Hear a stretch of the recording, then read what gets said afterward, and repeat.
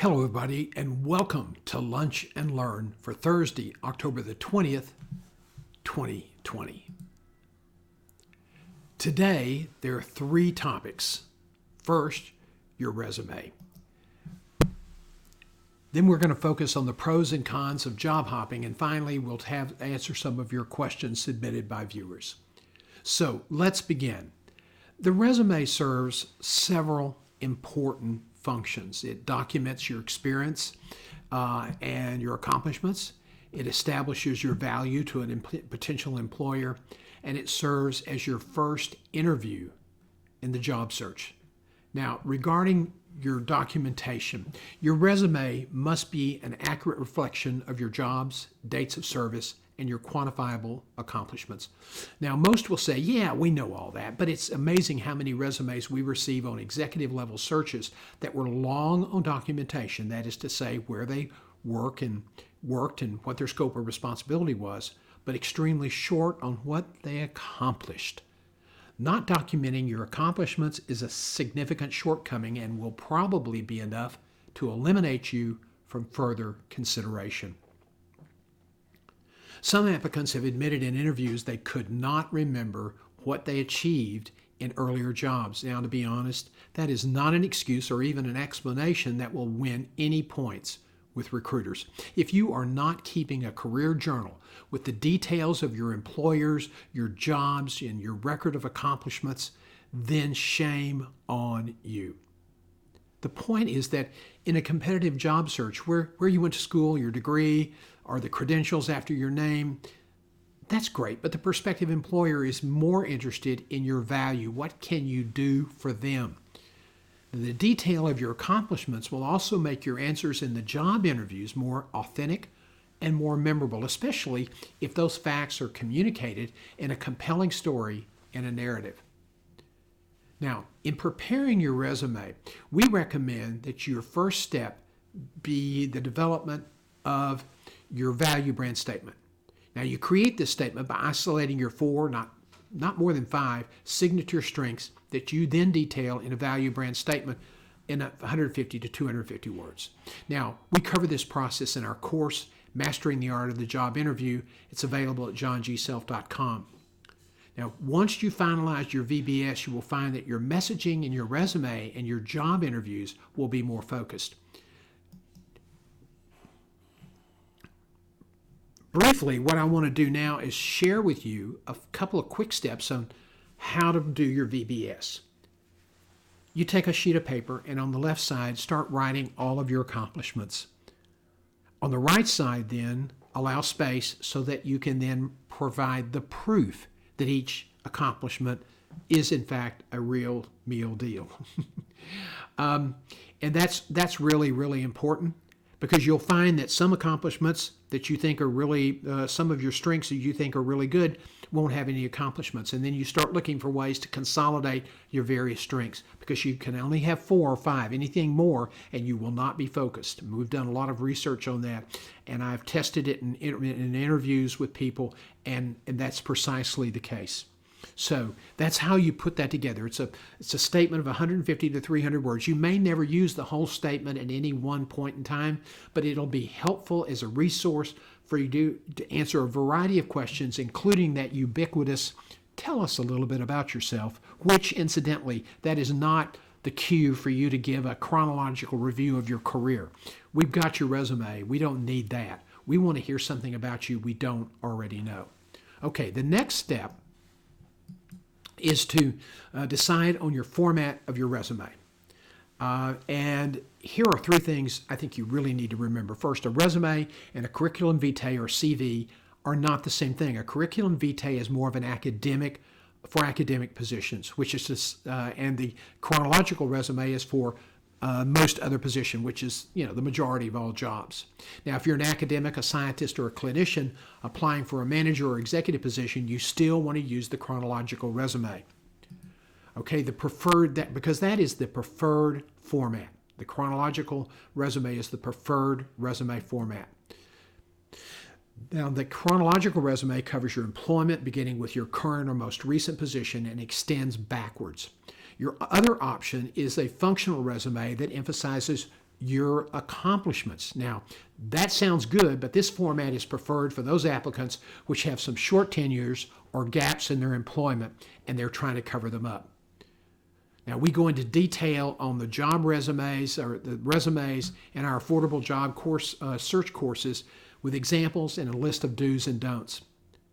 One of the most common critical fault mistakes with resumes today is the absence of customization. Because resume screening is done almost exclusively with machine automation, your resume must incorporate the job-specific keywords and phrases from that summary, as well as specific references to the selection criteria.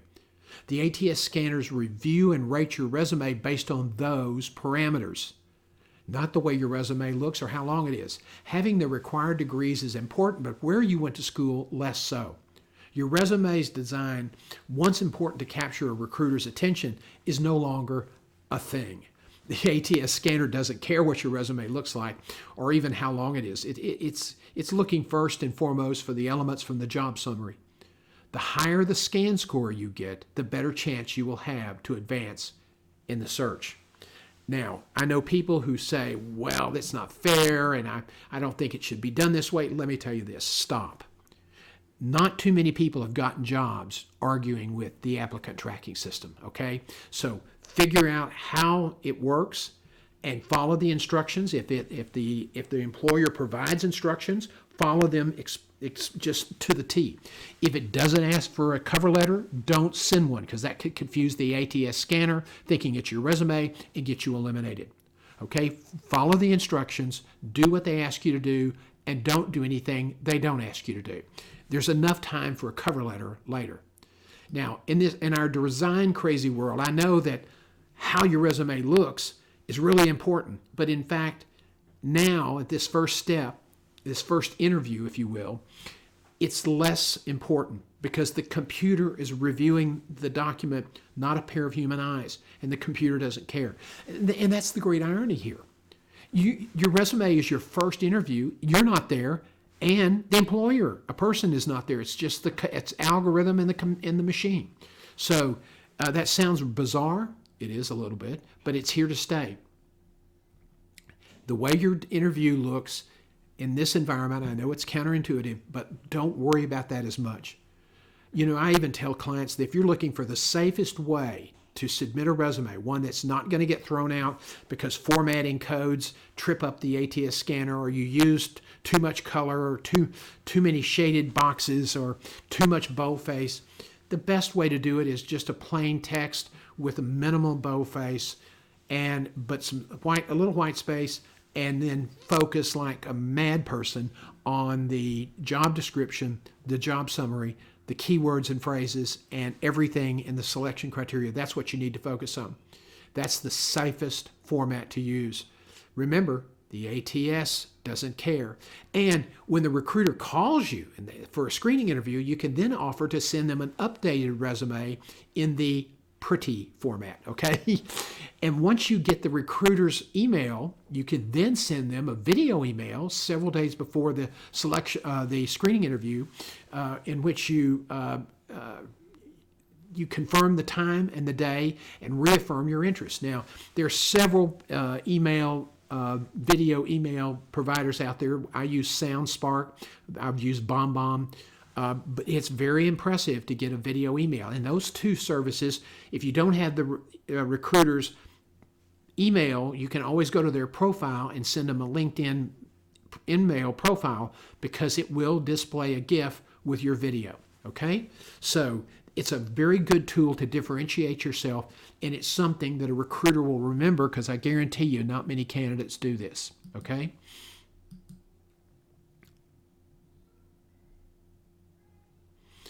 Now, the good old days when a human recruiter might have the flexibility to make a value judgment to include you even though you didn't meet the selection criteria, those days are gone, with the exception of search firms or recruiting agencies which do not rely as much on ATS to manage their workflows. But keep in mind, recruiters and recruiting agencies, they don't do as many searches as they used to do. Outside recruiters handle only about 30 to 35% of all the placements. Now, here are some other resume tips that you really need to pursue. One is your contact information at the top of your resume. Now, if you're applying to a recruiting firm, not one of the public sites like iHire, Indeed, those kinds of things, but to a search firm or a recruiting agency that you verified is the real meal deal, then use your address because they're going to ask for it sooner or later, so you might as well include it. If you are applying to the employer directly and you know it's the employer and it's a clear URL connection, then you can use your address. However, if you're applying to one of the general URLs like Indeed, iHire, ZipRecruiter, there have been reports of bogus jobs being placed there, and those sites try their best to be sure that there's no fraud, but that's a place where you don't have to submit your address. In fact, it's probably a good idea not to. There have not been a lot of problems with people having their identity taken because they included their address. Okay. However, there have been issues where people have had their confidentiality compromised because they use their office telephone, their office email, that sort of thing. So just use common sense. I know that's a misnomer since it's not very common these days. The other thing you must do is you want to be sure that you customize your resume for each job you pursue. And you want to the professional summary at the top, right underneath your contact information, which, by the way, should include your email and LinkedIn profile, both and links, and your telephone number. Don't use your office number, use your cell number, and mark it as your cell. Don't use your office cell, use your personal cell, okay? Okay, enough of the confidentiality stuff. But you need to compromise, and you start with the professional summary. Do not limit your customization to that one paragraph. That's called a keyword dump, and the scanner won't like it, and you'll get a lower score. You need to use their words throughout the entire resume as much as you can, and to get that higher score. And that we can provide you a form in our course to help you monitor their use of the keywords. Okay, so the customization is really important, and that drives people crazy because they don't like to mess with their resume. They consistently would just as prefer to have somebody do the resume and then never touch it again. And in today's market, that's not possible. Okay, it's just not possible. Now, the second thing you want to do is, unless you're a new graduate, list your academic credentials at the bottom of the resume ahead of your community service listings. 3, for each job, the name you list on your resume, put the name of the employer, describe what they do and where they're located. Don't assume that people are going to know what those things are. It's not something you want to assume. So describe the company. All right. Then below the company name, list your title with 2 or 3 carefully crafted sentences describing your scope of responsibility. Below that, list your quantifiable accomplishments in the bullets or dot points. Now, I want a quick comment here. You do not want to mix your scope of responsibility statements and your accomplishments in the dot points. A scope of responsibility statement is, oversaw a division with a budget of $12 million and 150 people. That's a scope of responsibility statement.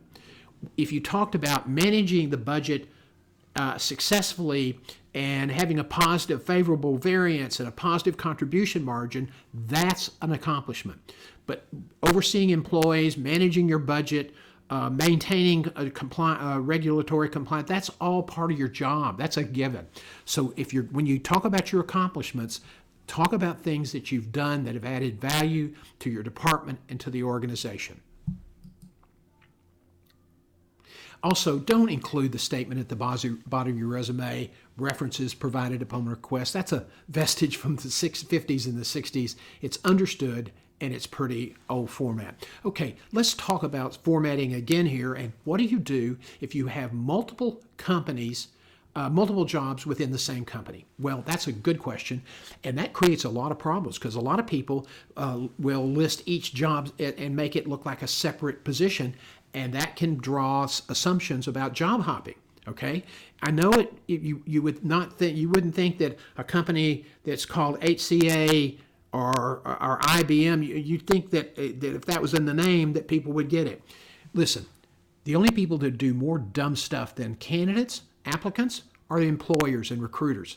So if you worked for a company like IBM, okay, you would put IBM at the top. And so let's say you had 8 or 10 jobs over a 20-year period. Okay, now that might be a little bit problematic in the private sector, in a private multiple jobs, but it in the you do not need to worry about that with an IBM, because what you do is you put IBM, you describe the company, corporate headquarters, and then for every job that you've had with them, you indent 5 to 7 positions over. And you then put the job title, your scope of responsibility, and list 3, 4, 5, no more than 5 accomplishments. Always put the most significant accomplishment first, and then keep that indented for every job, and repeat that for every job you've had with IBM. That will help them understand that it has been multiple jobs with the same employer. Now, again, you'd say, well, people should be able to figure that out. Look, if you want the employer to do the math and get the right answer, you're going to be really disappointed, okay? I've had people say, look, they've had multiple jobs. And I said, it's all with the same employer. Yeah, but it was multiple jobs. What was the problem? They got promoted. They were being developed. IBM's corporate development program used to require you move every 2 to 3 years. And as one IBM spouse said, I've been moved. In the U.S. Army, if you're an Army person coming out, you probably, and an officer, you probably moved every 2 to 3 years. And yet people will argue that says that there must have been something wrong with that person because they had so many jobs. So you just need not to assume that they're going to get the right answer or draw the right conclusion. In fact, during the interview, you could say, well, as you noticed, I had several jobs with IBM, and that was part of their corporate development program. They would move us to give us experience in a variety of settings, a variety of geographic and cultural variances, so that we would develop as managers. And as you will see, every job was an increase in scope of responsibility, and I increased my pay in each promotion, and these were all promotions. Even if you would think that would be apparent, even if the titles show promotion, don't not mention that, okay? It's a real pain. People make stupid assumptions. Okay, let's shift over to the job hopping. Pros and cons. Well, I heard a national podcast the other day that said job hopping is not a bad thing because it allows you to build your salary and build your career and build your resume quickly. Okay, that's true. And this is also true, that in 4 or 5 years, if you've had 3 or 4 jobs in a couple of year period of time, somebody's going to look at that and start asking you why you changed so many times. Why?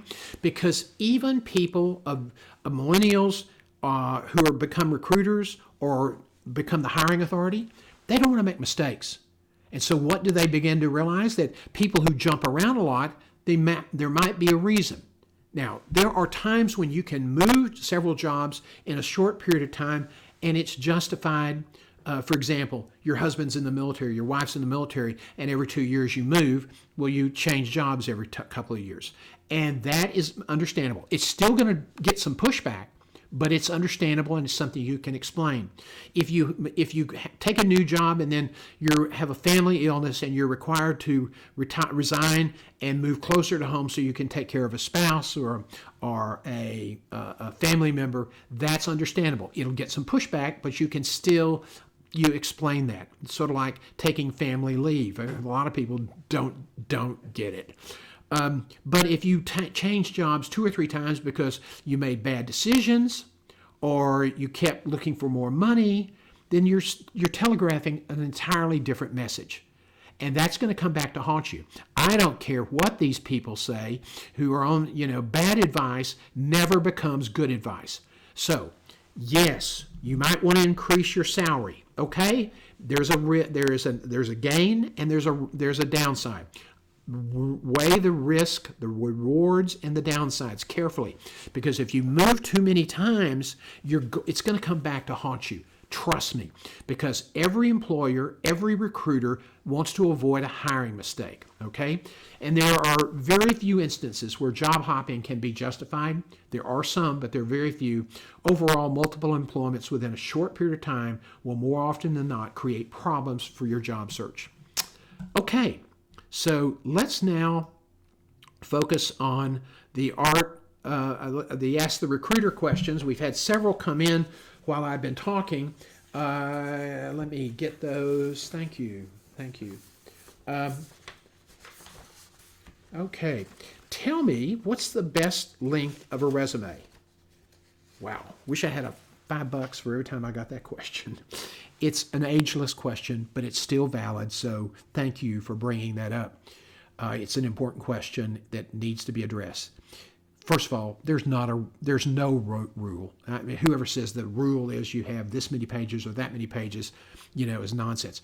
Contingency recruiters who have to work very quickly because they don't get paid unless they make the placement, and if they have to do a lot of research and do a lot of digging, that means they're going to be slow getting you submitted, which means that it's going to be problematic. They're happy with one-page resumes as long as you document everything very carefully. Less is more for them. But when you get in with other recruiters for more senior positions, you're going to have more detail. So, for a new graduate, a one-page is good. If you've been out and have 2 or 3 jobs and been out less than 7 years, you can get it in a page and a half. 2 pages. If you've got 3 or 4 accomplishments for each job, then it's going to take a couple of pages. If you've been out much longer and you've had a much more successful career, then it may take 3 pages. Listen, when you start getting north of 3 pages, you need to be very judicious and look very carefully and edit very carefully. Maybe you only list 3 of your best performance accomplishments instead of 5 or 6 per job. Sometimes those extra 2 or 3 won't help you that much. You don't really want to go beyond 3 or 4 pages, and that's if you've had a real long, very active, very productive, very successful career.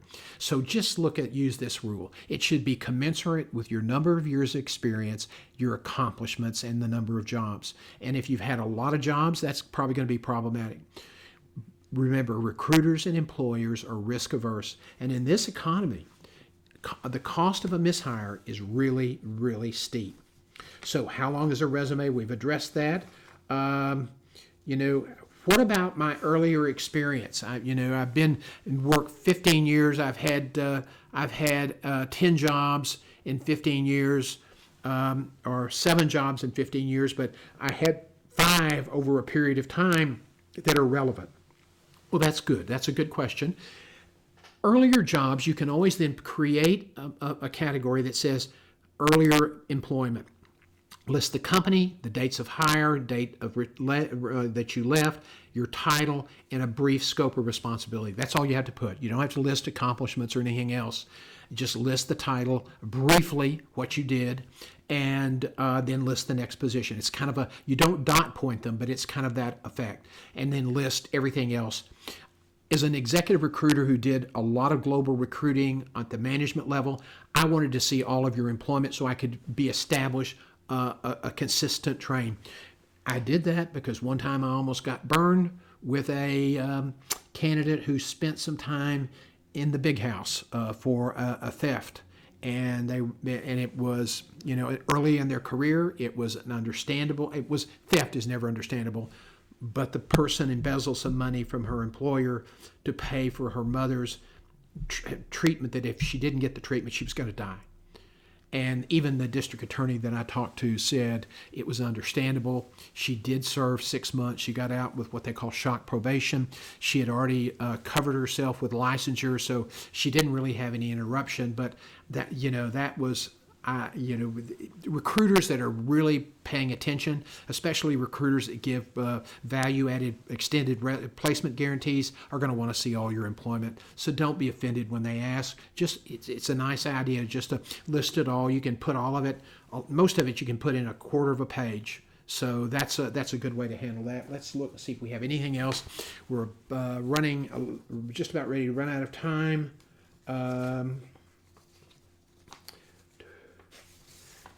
I think that probably covers it. We'll get some more next week. Remember, Tune in next Thursday at 11:30 a.m. Central Time. We'll publish our agenda on Monday, and we look forward to getting your feedback. And hopefully, we won't have any more technical issues.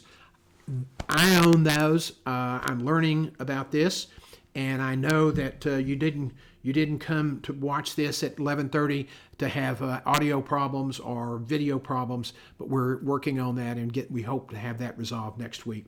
Thank you for your patience. I really appreciate it. If you like this content, I hope you'll like and follow me. I'm on Instagram, LinkedIn, YouTube, and then at johnGself.com. And if you would like daily career tips, you can subscribe at johnGself.com. At the top of our page, every morning at 8 a.m. Central Time, we deliver a 60-second career update or career tip to help you with information and insight. Thanks so much. Have a great day.